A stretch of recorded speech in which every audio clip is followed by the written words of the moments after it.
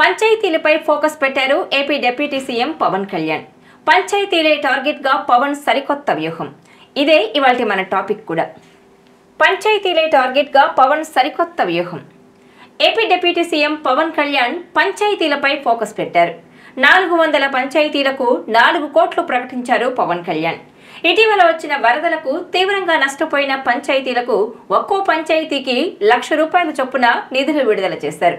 తన వంతు సాయంగా మొత్తం 6 కోట్లు ప్రకటించిన పవన్ 2 తెలుగు రాష్ట్రాలకు 1 కోటి చొప్పున, అలాగే పంచాయతీలకు 4 కోట్లు సొంత నిధులను విరాళంగా ఇచ్చి తన పెద్ద మనసును చాటుకున్నారు.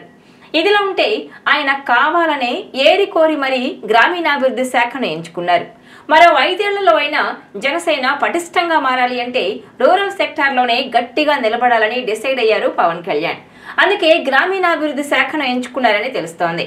ఈ నేపథ్యంలోనే ఆయన గ్రామాల అభివృద్ధిపై ఫోకస్ పెట్టి పూర్తిగా స్టడీ చేసి పంచాయతీలపైన పట్టు సాధించారని అంటున్నారు.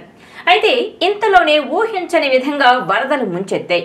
దీంతో పవన్ కళ్యాణ్ గతంలో ఏ రాజకీయ నేత కూడా చేయని విధంగా తన సొంత నిధుల నుంచి భారీ విరాళాలు ఇచ్చారు.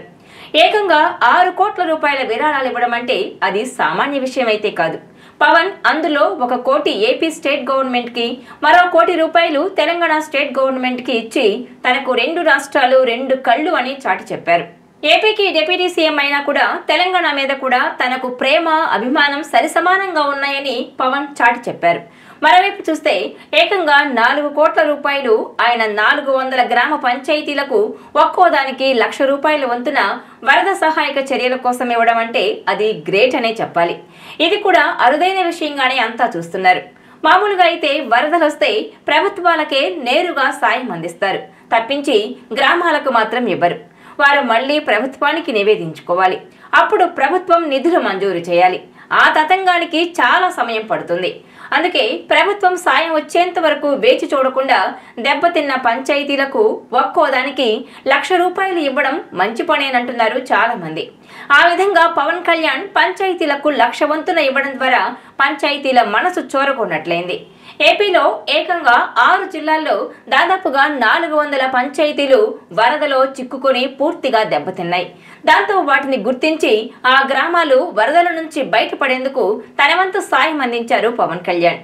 ఈ నిధులను పారిశుద్ధ్యం, ఆరోగ్య శిబిరాల నిర్వహణకు వినియోగించాలని కోరారు. ఓవరాల్ గా చూస్తే 400 గ్రామాలకు 4 కోట్లు ప్రకటించడం జనసేనకు ఇది రాజకీయంగా కూడా ఉపయోగపడుతుందని అంటున్నారు.